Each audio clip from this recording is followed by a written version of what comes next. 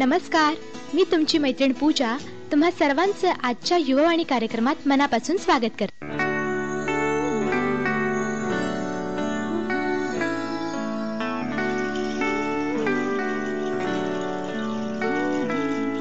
Baby, I can see the sun rising in your eyes.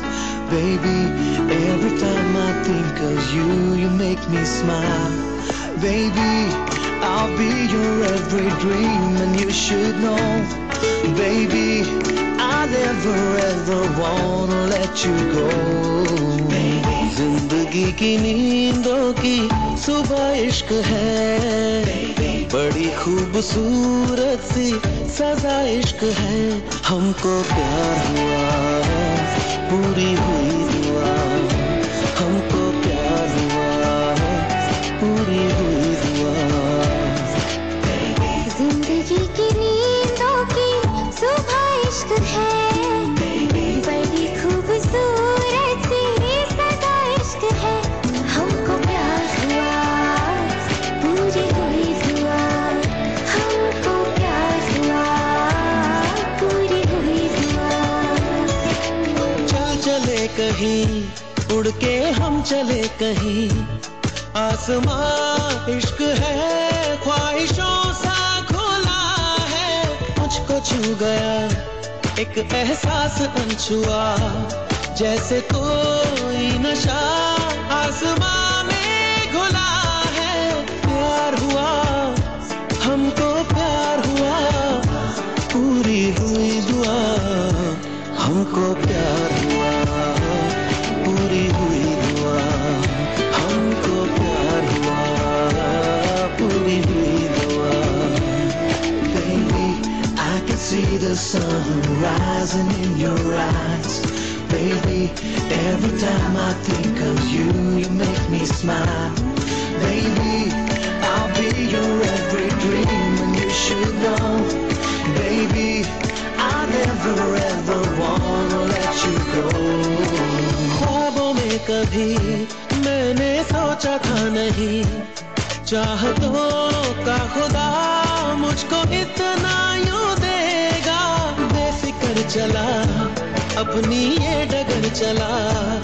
क्या पता था कि दिल तेरी खातिर रुकेगा. प्यार हुआ, हमको प्यार हुआ, पूरी हुई दुआ.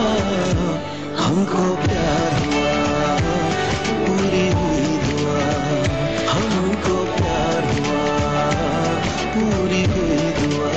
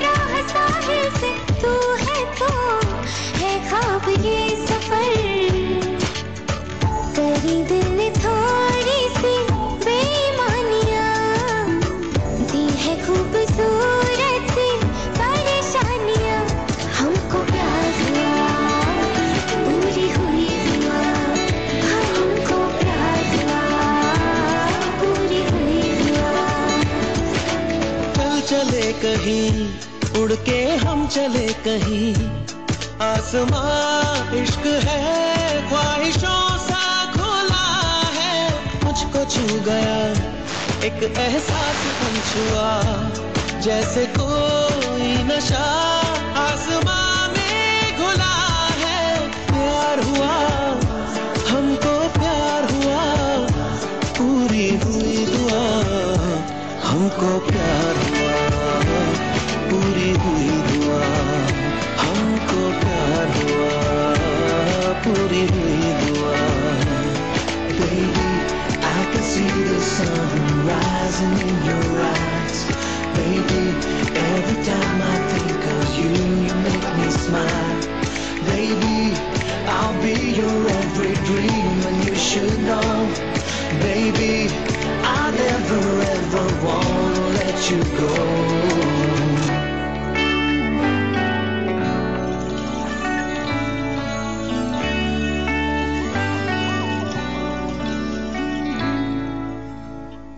मित्रमैत्रिणींनो, आज आपण बीकॉमच्या तिन्ही वर्षी प्रथम क्रमांक मिळवणारी आपली मैत्रीण वंदना पै हिच्याशी केलेली बातचीत ऐकणार आहोत.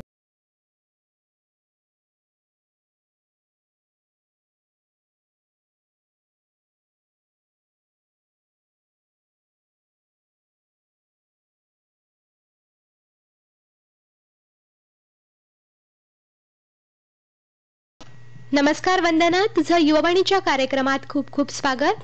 नमस्कार. मला सांग की सध्या तू काय करतेस ग? सध्या मी एमकॉम सेकंड इयर मध्ये शिकत आहे, डीजी कॉलेज सातारा मध्ये. बर, आणि तू बीकॉमच्या फर्स्ट, सेकंड आणि थर्ड तिन्ही वर्षी कॉलेजमध्ये प्रथम आलीस, तर अभ्यास कशा पद्धतीने केलास? बीकॉम फर्स्ट मध्ये जेव्हा ऍडमिशन घेतलं तेव्हा माझं 8वं नाव होतं मेरिट लिस्ट मध्ये, आणि 12वीत असताना मला अकाउंट मध्ये 99 पडले. त्यातून कुठेतरी प्रेरणा भेटली की एका सब्जेक्ट मध्ये मी स्कोर करू शकते, तर बाकीच्या सब्जेक्ट मध्ये का नाही करू शकत. म्हणून मी तेव्हा डेली अभ्यास सुरू केला बीकॉम फर्स्ट इयर मध्ये, आणि डेली अभ्यास करताना मला मॅथ्स सब्जेक्ट मध्ये कोणतीही ट्युशन नव्हती. त्यामुळे मॅथ्स सब्जेक्ट मी रोज डेली सम सॉल्व्ह करायची, इल्युस्ट्रेशन बघायची आणि खालती जे एक्सरसाइज मध्ये सम असायचे ते सॉल्व्ह करायची.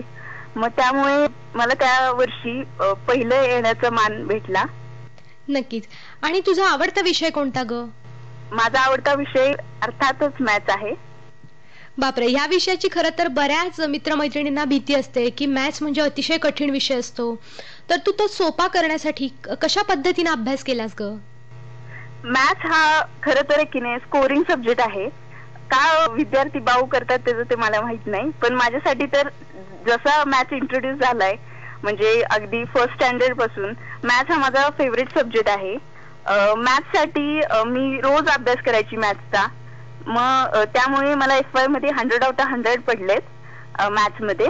आणि सम्स जर तुम्ही रोज सॉल्व्ह कराल तर की नाही तुम्हाला तेवढीच प्रॅक्टिस होईल, आणि प्रॅक्टिस मेक्स मॅन परफेक्ट हे जे स्लोगन आहे ते खऱ्या अर्थाने ठरेल योग्य. समजा तुम्ही मॅथ्सचा बाऊ करत असाल ना, तर ते अजिबात करू नका. काही म्हणजे भीती वाटण्यासारखं काही नाहीये मॅथ्स मध्ये. जेवढं तुम्ही त्याच्यावर हार्डली किंवा सिरियसली घ्याल तुम्ही, तेवढं ते सोपं आहे मॅथ्स.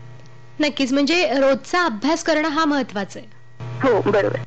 बरं, आणि मला सांग की आता तू तिन्ही वर्ष तू प्रथम आलीस, तर तेव्हा तुला अभ्यास करताना ज्या काही अडचणी आल्या, जे काही प्रॉब्लेम्स आले, त्यामध्ये तुला कोणाकोणाचं मार्गदर्शन लाभलं? सर्वात प्रथम बुक्स हे आपले पहिले शिक्षक असतात. आपण जेवढे रेफरन्स बुक्स वापरू आणि स्वतः सेल्फ स्टडी करू, जास्त प्रॅक्टिस करू, त्यानुसार आपल्याला अभ्यास सोपा जाईल. आणि सेकंडली जे माझे शिक्षक आतापर्यंत जे स्कूल मधले शिक्षक असतील किंवा कॉलेज मधले शिक्षक असतील, असं नाही झालं की मी एखादी अडचण घेऊन गेली त्यांच्याकडे विषयाच्या संदर्भात आणि त्यांनी सॉल्व्ह केली नाहीये, असं कोणत्याही शिक्षकांनी केलं नाही आतापर्यंत. योग्य शिक्षक मिळालेत मला सगळे, आणि ते टाइमली माझे सगळे सम्स असतील म्हणजे मॅथ्स साठी. जेव्हा मी FY मध्ये मॅथ्स सब्जेक्ट घेतला तेव्हा मला थोडस वाटलं की नाही अवघड थोडं वाटतं ना. मग की नाही जरी माझा फेवरेट सब्जेक्ट असला तरी मला वाटायचं की थोडस हे होईल का. मग की नाही मी जे काही सम्स आडायचे तेव्हा की नाही ते घेऊन मी KM नलवडे सर जे आम्हाला शिकवायचे मॅथ्स, त्यांच्याकडे जायची. ते मग सम सॉल्व्ह करून सांगायचे सर्व. परत अकाउंटचे सम असतील तर ते मी CM शिंदे सर असतील किंवा अजून कोणते सर असतील, हे राम कदम सर असतील, विश्राम कदम सर असतील, त्यांच्याकडे जायची. त्यामुळे ते सॉल्व्ह करून द्यायचे सगळे सम्स, आणि कसे आपण अभ्यास कसा करावा हे मला त्यांनीच सांगितलं खरं तर. त्यामुळे शिक्षक असतील, माझे आई वडील असतील, माझे फ्रेंड्स असतील आणि बुक्स असतील, त्यांनी मला खूप ह्याच्यामध्ये साथ दिली. नक्कीच. आणि मला सांग की आपण अभ्यास जेव्हा करतो तेव्हा घरच्यांकडनं सपोर्ट कशा पद्धतीने मिळाला? हा, घरच्यांकडनं तर मला 100% सपोर्ट आहे. म्हणजे अभ्यासा वेळेस पूर्ण अभ्यासासाठी मला फ्रीडम दिलेला असतो. म्हणजे की नाही, तुला काम करायचंय तेव्हा तू काम करू शकतीस, अभ्यास करायचंय तेव्हा 100% मला कोणी डिस्टर्ब करत नाही. तू अभ्यासच कर, तुला ज्या फील्ड मध्ये जायचं त्या फील्ड साठीच तू स्ट्रगल कर. जे असं ठरवलेलं की नाही, 8वं नाव आपलं कधीतरी पहिलं नाव यावं, हे जेव्हा ठरवलेलं ते मी घरच्यांना सांगितलेलं. त्यांनी मला फुल सपोर्ट दिला. अभ्यासाच्या बाबतीत असेल, पुस्तकांच्या बाबतीत असेल, कोणत्याही गोष्टीचं कमी पडून दिलं नाही मला कधीच. नक्कीच. आणि मला सांग की तू दिवसभरात किती तास अभ्यास करायचीस? अर्थात आता तू रँकर आहेस, 3ही वर्षी तू प्रथम आली आणि प्रत्येक वर्षी तू तुझा पहिला नंबर हा टिकवून ठेवला. हो. ते किती अवघड झालं तुझ्यासाठी? मी दररोज 1 तास तरी किमान अभ्यास करते. म्हणजे 1 तासामध्ये मेजॉरिटी मी अकाउंटची सम सॉल्व्ह करतेच रोज. आणि मग की नाही, स्टार्टिंगला जून जुलै मध्ये जेव्हा आपलं कॉलेज स्टार्ट होतं तेव्हा एवढा सिरियसनेस नसतो आपल्यात. पण जे उद्या सर आपल्या क्लासमध्ये शिकवणार आहेत, तर ते क्लासरूम मध्ये जे शिकवणार आहेत ते मी आधी थोडंसं बघून जाते दरवेळेस. आणि जेव्हा FY मध्ये मी फर्स्ट आली, तर SY मध्ये थोडं मला वाटलं की कोणतरी मला कॉम्पिटेट करेल, कोणतरी पुढे जाईल असं. त्यामुळे ते म्हणजे रँकिंग टिकवण्यासाठी थोडा दुप्पट अभ्यास करावा लागतो. आणि त्यासाठी मग मी रोज डेली ऍटलिस्ट 1 तास अकाउंटसाठी अभ्यास करते. आणि एक्झामच्या आधी 1 महिन्याआधी आपल्याला डेट्स कळतात, तेव्हा जरा सिरियसनेस जास्त वाढतं, तेव्हा 3 तास तरी मी किमान अभ्यास करते. खूप छान. आता हा झाला अभ्यासाचा भाग. आता जेव्हा आपण अभ्यास करतो, कंटिन्यू अभ्यास करतो, तेव्हा आपल्याला विरंगुळा म्हणून एक आपण टाइमपास म्हणून काहीतरी छंद जोपासतो. तर तुझी हॉबी काय ग? माझी हॉबी गाणी ऐकणे, जे नवीन गाणी असतात, आकाशवाणी ऐकणे, ही माझी म्हणजे फर्स्ट हॉबी आहे. आणि जेव्हा मला काही थोडा वेळ असेल तेव्हा मग मी न्यूजपेपर वाचते, जोक्स असतील जोक्स वाचते. म्हणजे मला ते आवडतात खूप. म्हणजे त्यामुळे आपल्याला थोडंसं एंटरटेनमेंट मिळतं आणि आपल्याला रिलॅक्सेशन जे मिळतं ते मेन म्हणजे म्युझिकमुळेच मिळतं. वंदना, आता तू MCOMच्या 2nd इयरला आहेस, तर मग आता फ्युचरचे तुझे प्लॅन काय आहेत? पुढे तू काय करणार आहेस? माझं फर्स्ट प्लॅन असा आहे की मला आता कॉलेजमध्ये मी फर्स्ट आहे, पण आता मला युनिव्हर्सिटीमध्ये फर्स्ट किंवा फर्स्टच जास्त करून फर्स्ट येण्याचं की नाही माझं एक ध्येय आहे. त्यासाठी प्रयत्न चाललाय. आणि त्यानंतर सेकंड ऑब्जेक्टिव्ह आहे माझं की माझं एक एम आहे, मला प्रोफेसर बनायचंय. त्यासाठी मला नेट सेट ही एक्झाम क्रॅक केली पाहिजे. त्यासाठी पण माझे प्रयत्न चालू आहेत आता. तर हे 2 माझे मेन मोटिव्ह आहेत. नक्कीच वंदना, आमच्यातर्फे आणि युवावाणीच्या कार्यक्रमातर्फे खूप खूप शुभेच्छा. आणि आज तू आमच्याशी बोललीस आणि तू तुझे अनुभव आमच्यासोबत शेअर केलेस, त्याचा आपल्या युवक मित्रमैत्रिणींना नक्कीच खूप फायदा होईल.